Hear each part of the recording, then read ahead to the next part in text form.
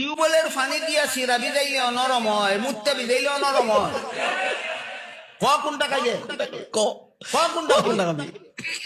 এক বন্ড ফিরে আমাকে বলে, ওই হুজুর আপনারা মানুষকে কোরআন শিখাইয়া মানুষের মনটা নরম করে দেন, ভালো কথা ভালো কথা।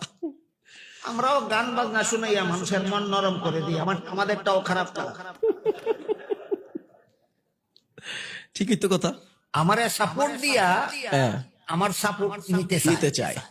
ভালো, চমৎকার। আমি বললাম ঠিক বলে, আমরাও মানুষের মন নরম করে দিই, কোরআন হাদিসের কথা বলে।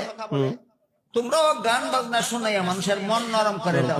নরম হওয়াটাই আসল কথা। ওই হুজুর আপনি বুঝছেন, সব হুজুর এত কথাটা বুঝে না। আমি বললাম হ্যাঁ, আমি কতটুকু বুঝছি আমি কইয়া শেষ করি। দাঁড়া টিউবওয়েলের পানি দিয়া সিরা ভিজাইলে নরম হয়, মুত্তে ভিজাইলে নরম হয়। কোনটা কাজে কোনটা কাজে গেছে কত আটকে।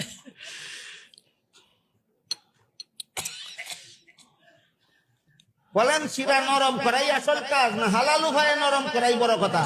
হালাল উপায়ে মানুষের মন নরম করাই আসল কাজ, না কোরআন হাদিসের কথার দ্বারা নরম করাই আসল উদ্দেশ্য? কোরআন হাদিসের আসল। হ্যাঁ।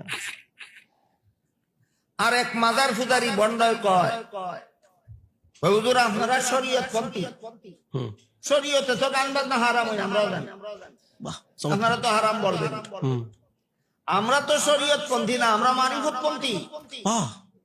মারিফত হাসিল হইলে হারাম শরীয়তের হারাম থাকে না। আউযুবিল্লাহ, ঈমান নাই। মারিফত হাসিল হয়ে গেলে শরীয়তের হারাম থাকে, হালাল হয়ে যায়। আমি কই ঠিক কথা কইছ, কইলি যদি কই হইছে না তো মানতো না, তো না ঠিক কথা কইছ। হুজুর আপনি তো কইছেন ঠিক কথা কইছ। বেশিরভাগ আলেমরা এই সত্যটা স্বীকার করে না। আমি কই বেটা আমার কথাটা শেষ করতে দে রাস্তা রে ভাই, কাপড়া মাতুটা। তুই যে কইছ মারিফত হাসিল হইলে শরীয়তের হারাম থাকে না। শরীয়তে গোবর খাওয়া হারাম।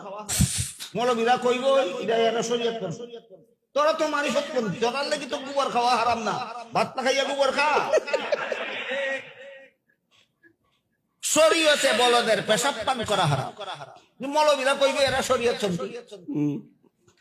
তোমরা তো মারিফত পন্থী, তোমাদের জন্য তো বলদের পেশাব পান করা হারাম নয়। টিউবওয়েলের পানি পান না করিয়া বলদের পেশাব পান কর। আঙ্কেল মুঝে বাঁচালো।